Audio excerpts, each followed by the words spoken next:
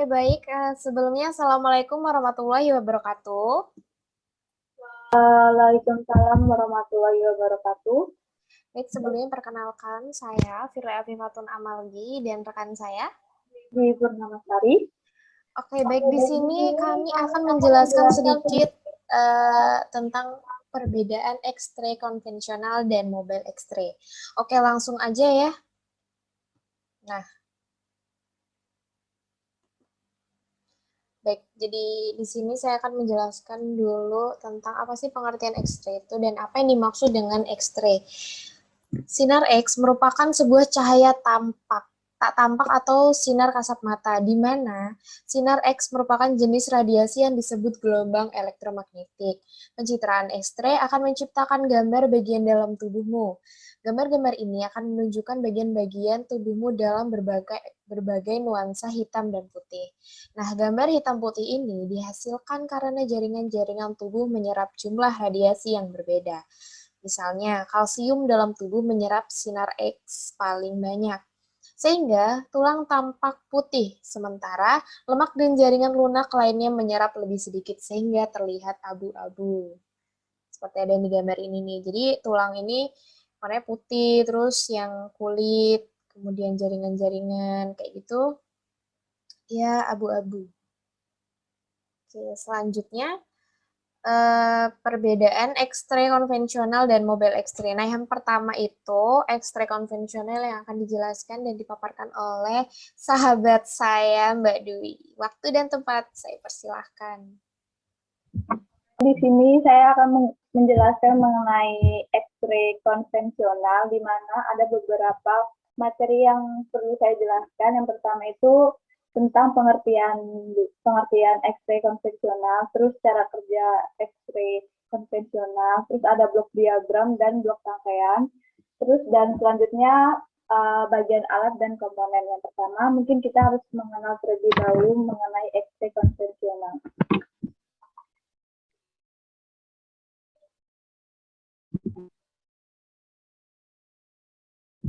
Oke, pengertian X-ray konvensional. Konvensional X-ray adalah salah satu alat penunjang yang digunakan dokter sebagai pemeriksaan. Penunjang yang mendukung dokter dalam menegakkan diagnosis penyakit pasiennya. X-ray atau röntgen adalah pemberian dosis radiasi ionisasi dalam jumlah kecil pada tubuh untuk menghasilkan citra atau gambaran tubuh bagian dalam X-ray. Bagian dalam X-ray merupakan cara atau treatment yang paling tua dan sering digunakan untuk pencitraan di dalam dunia medis. X-ray konvensional menggunakan tegangan PLN yaitu 220 volt yang di step up menjadi order kilovolt, di mana pesawat X-ray konvensional menggunakan HTT sebagai pembangkit tegangan order kilovolt. Pesawat X-ray konvensional juga masih menggunakan kaset atau menangkap gambar hasil röntgen. Untuk mencetak gambar pesawat sinar X konvensional masih menggunakan metode dengan APV atau dengan komputerisasi dengan pesawat CR. Oke, selanjutnya mungkin cara kerja X-ray konvensional.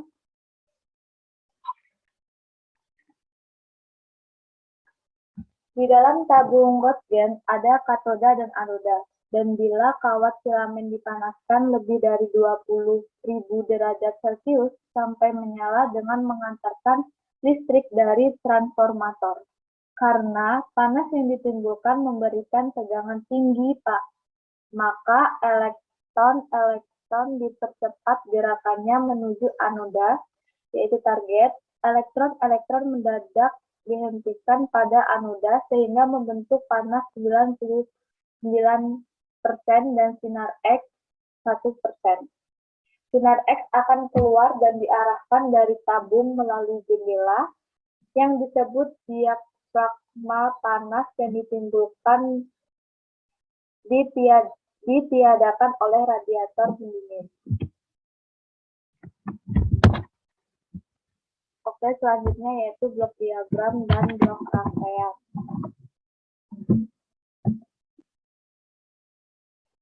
Di sebelah kiri itu ada rangkaian pesawat Roentgen konvensional. Nah,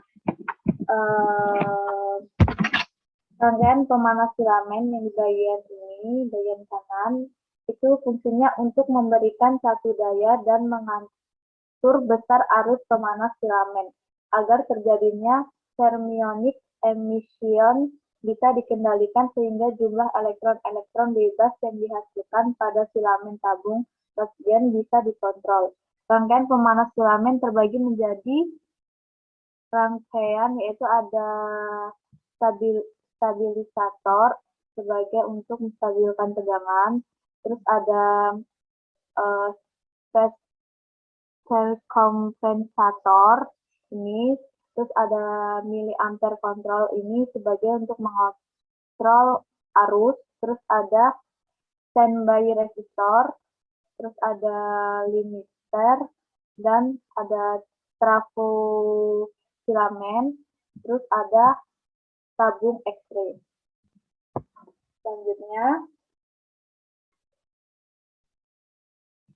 Selanjutnya adalah bagian alat dan komponen. Ya, yaitu yang pertama adalah fuse atau sekring itu berfungsi sebagai pengaman. Yang kedua ada voltage kompensator itu alat yang berfungsi untuk mengkompensasi nilai tegangan yang diperlukan pesawat jika terjadi penurunan atau kenaikan pada suplai PLN. Jika tegangan naik, kita harus menambah jumlah lilitan primer dengan memutar selektor volt kompensator dan begitu pun sebaliknya. Terus ada autotrafo. Autotrafo itu alat untuk memindahkan daya listrik dari satu rangkaian ke rangkaian lain dengan cara menaikkan atau menurunkan tegangan ke seluruh pesawat. Selanjutnya ada high tension transformer HTT, yaitu berfungsi untuk memberikan beda potensial pada tabung Roentgen X-ray tap over table, high tension cable yang lain untuk memberi beda potensial antara anoda dan katoda pada X-ray tap under table. Bagian-bagian dari HTT yaitu transformator, tegangan tinggi, trafofilamen, penyearah, dan oli. Terus yang selanjutnya ada universal patient table. Universal patient table atau disebut patient table aja adalah alat untuk tempat tidur pasien yang akan difoto Roentgen atau meja pemeriksaan disebut universal karena dapat dipakai untuk membuat berbagai macam tindakan. Foto Roentgen. Meja pemeriksaan ini dapat digerakkan dari 0 sampai 180 derajat sesuai kebutuhan pasien. Table mempunyai dua buki, yaitu dua buki. Terus voltage indikator itu untuk mengetahui apa tegangan PLN mengalami kenaikan atau penurunan.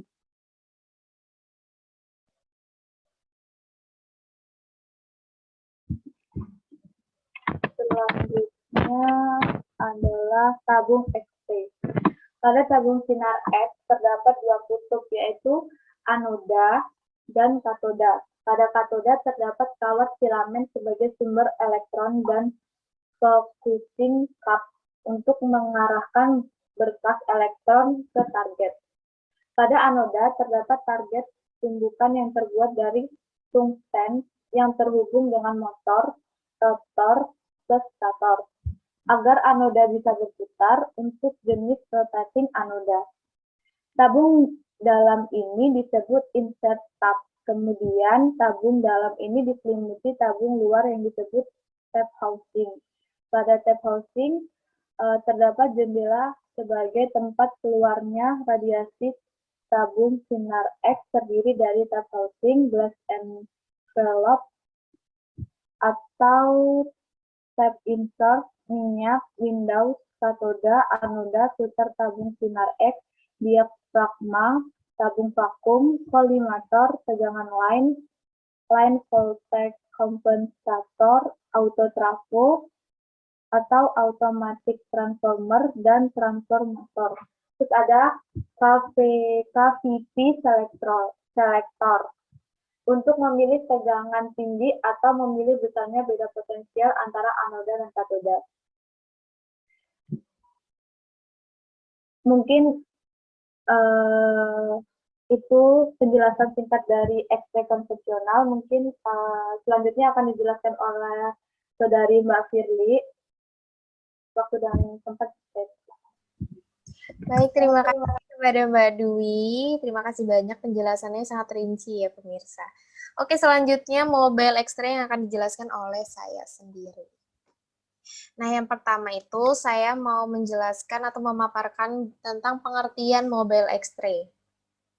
Nah, mobile X-ray itu adalah pesawat sinar X. Mobile adalah pesawat sinar yang mudah dipindahkan dari satu ruangan ke ruangan yang lain. Nah, pesawat sinar X terdiri dari sistem dan subsistem sinar X atau komponen. Sistem sinar X adalah seperangkat komponen untuk menghasilkan radiasi dengan cara terkendali. Oke, selanjutnya saya akan menjelaskan cara kerjanya.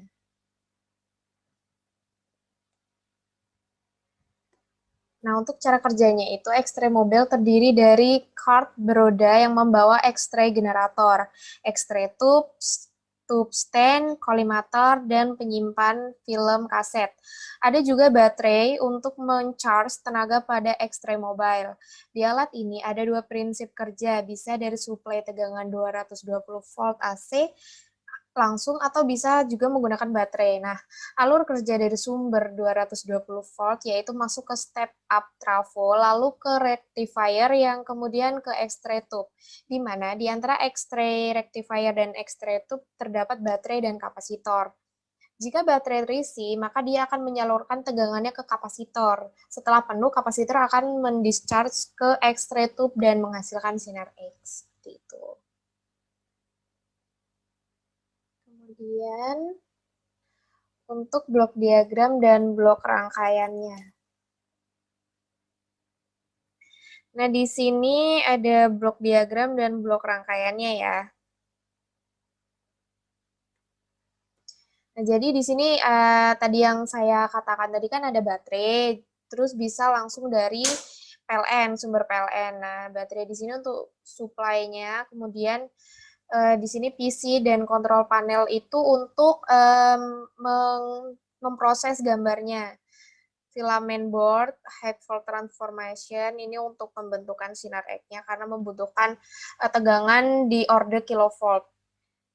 Terus, maaf ya ini kepotong, di sini ada X-ray tube seperti sama sih, hampir sama kayak X-ray konvensional tadi, kemudian ada kolimator juga untuk mengatur lebarnya penyinaran, ya seperti itu. Ini untuk rangkaian secara detailnya ada di sini ada fuse, di sini ada tegangan 220 volt, kemudian di sini ada transformator, menggunakan trafo, ya seperti itu. Oke, selanjutnya bagian alat dan komponen. Nah, di sini ada beberapa bagian alat dan komponen alat mobile X-ray ini. Yang pertama itu ada light barrier. Light barrier digunakan untuk membangkitkan sinyal pulsa negatif. Lebar sinyal pulsa negatif tergantung dari panjang objek yang diperiksa. Jika light barrier mendeteksi adanya barang, maka light barrier akan mengirimkan sinyal untuk mengaktifkan generator sinar X. Kemudian yang kedua itu ada control system. Nah, control system adalah pusat pengendalian yang lengkap dengan banyak fungsi-fungsi sistem kendali. Control board menerima sinyal dari light barrier, menerima perintah dari keypad, dan mengirimkan perintah kepada tampilan atau monitor, conveyor, dan pengontrol sinar X. Kemudian ada X-ray generating. Pembangkit sinar X menyediakan sinar ronsen stabil.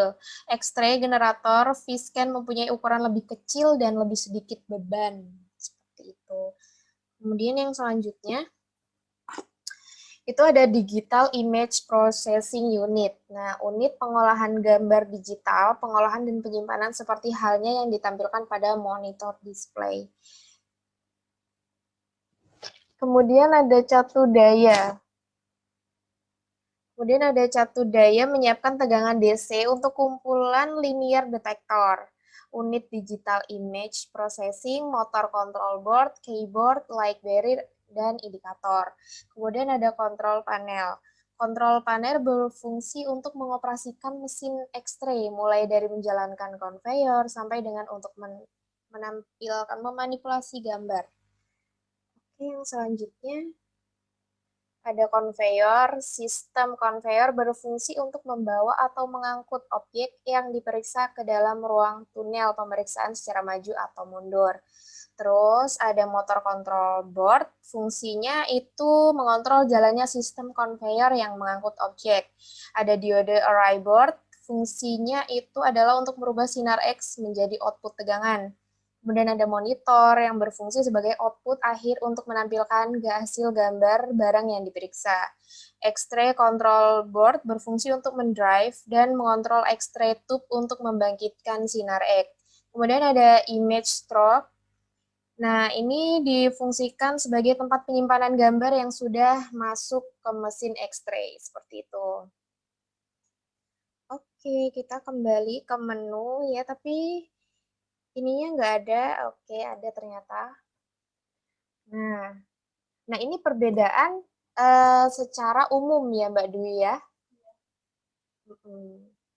Nah, secara umumnya itu ada yang kalau untuk X-ray konvensional itu paten di tempat, di instalasi radiologi biasanya tuh nggak bisa dipindahkan gitu, karena dia udah apa ya, bahasanya udah ditanam di lantainya, dan untuk yang X-ray-nya itu biasanya di atap kayak gitu. Nah, kalau untuk X-ray mobile ini, karena namanya mobile, dia dapat dibawa kemana saja. Kemudian yang kedua itu tegangannya dari sumber PLN.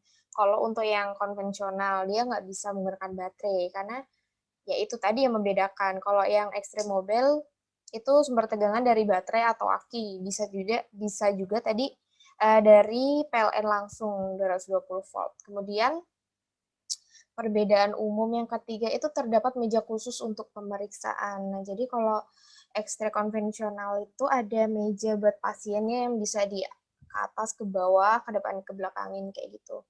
Nah, kalau untuk X-ray mobile ini pemeriksaan dapat dilakukan di bed pasien. Jadi untuk X-ray mobile ini dia cuman mungkin penyinarannya aja. Jadi untuk bednya itu biasanya menggunakan bed pasien, seperti itu. Oke, lanjut. Nah, sepertinya kita sudah berada di penghujung presentasi ya. Nah, ini adalah potret-potret dari saya, Mbak Firly, dan sahabat saya yang paling cantik, Satu Wiro Brajan, Mbak Dwi. Ya, terima kasih.